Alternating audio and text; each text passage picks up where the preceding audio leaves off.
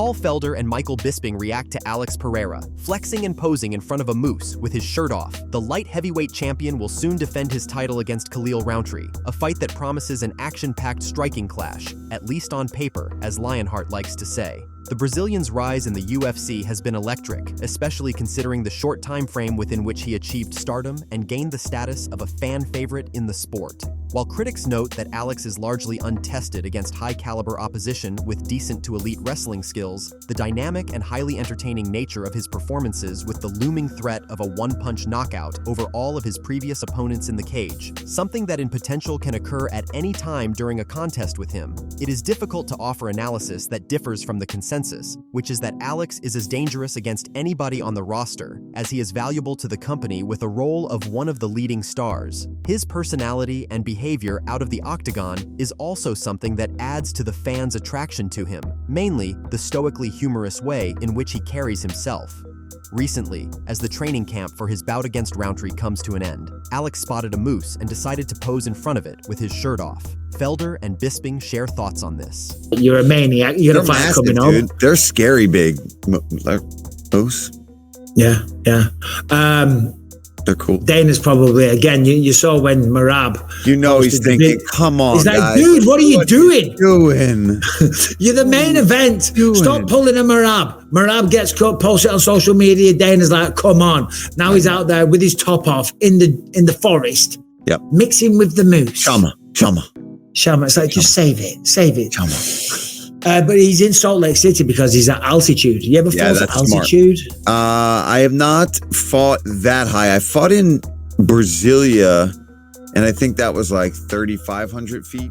Big John McCarthy and Josh Thompson react to Dana White, announcing that he is now entering the sport of boxing as a promoter. White's ambition to expand his operations to the boxing world has been there for a long time, but he never pursued the endeavor, as he repeatedly stated that the unorganized and corrupt nature of the sport made it impossible for him to effectively enter the boxing world. He consistently expressed this view over a long time and made same remarks on a recent press conference following another Contender Series event. Things appear to have changed, as his announcement of partnering up with Sheikh Turkey, who has effectively invaded the sport of boxing and has been responsible for many recent big events, made waves in the combat sports media space. Big John and Josh think that one of the main reasons why Dana changed his mind from never trying expanding to boxing to now officially being in is the degree of control that he can have over fighters in Saudi Arabia. While working with Sheikh Turkey, who is a Saudi Arabian advisor at the royal court, holds the rank of minister and current chairman of the General Entertainment Authority.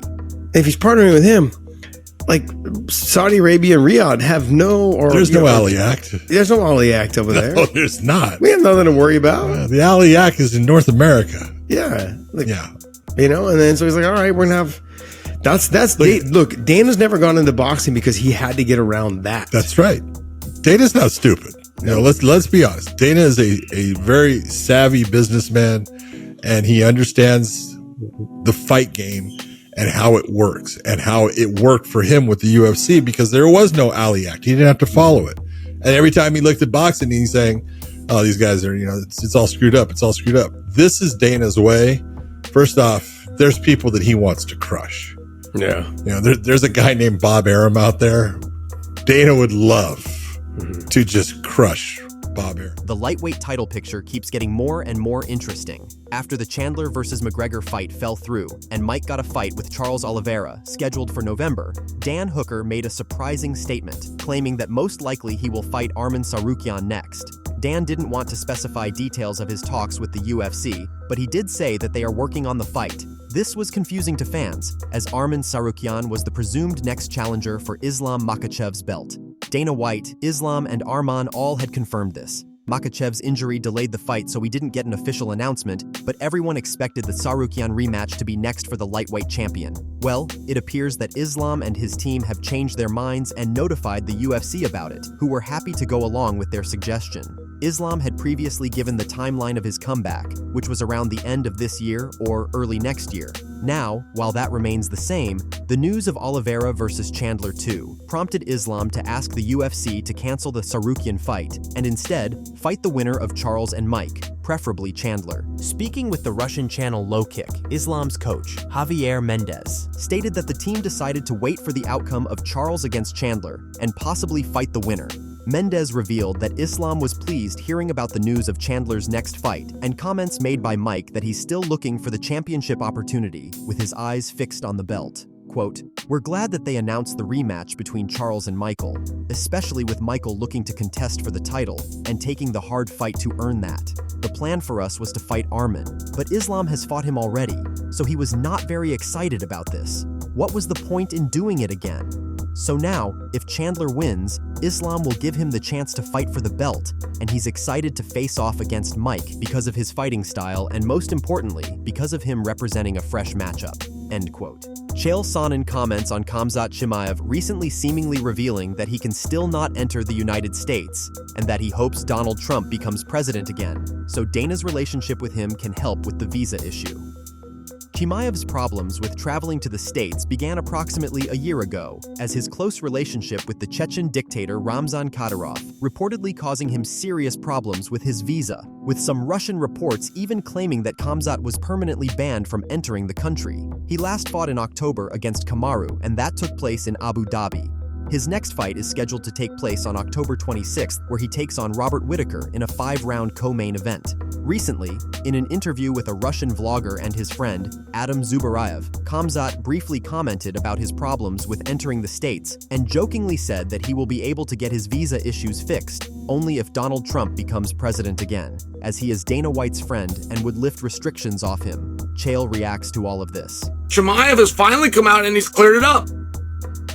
And he's let us know, I can't get to the U.S. I have a travel issue. He has let us know. And he said, I don't care.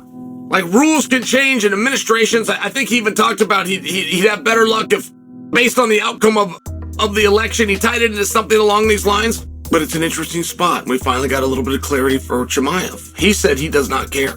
He said, I'm going to smash everybody. They can come to me. I'll meet them here. I'll fight as many times as they want. I'll get around. I can get to a lot of places. I don't care who the opponent is. I don't care what the rules are. If it's for a belt, if it's not for a belt, I'm going to smash everybody. If this was his attitude, that's what everybody likes about him. I appreciated that attitude, but we do have a little bit of clarity. What we do with that is just as murky. Can he still get the opportunities if he can't come here? And I'm just sharing for you. Before you take that in consideration as yes, it should be the best guy. And we will go to him. Before you say that, Valentina tried that last week. I am the best in the world. Well, she is the most accomplished, and it turns out she was the best in the world, and she's got the belt right now, but we don't do shows in Kyrgyzstan, so she can get her ass on the plane, or she can mail the belt back via DHL.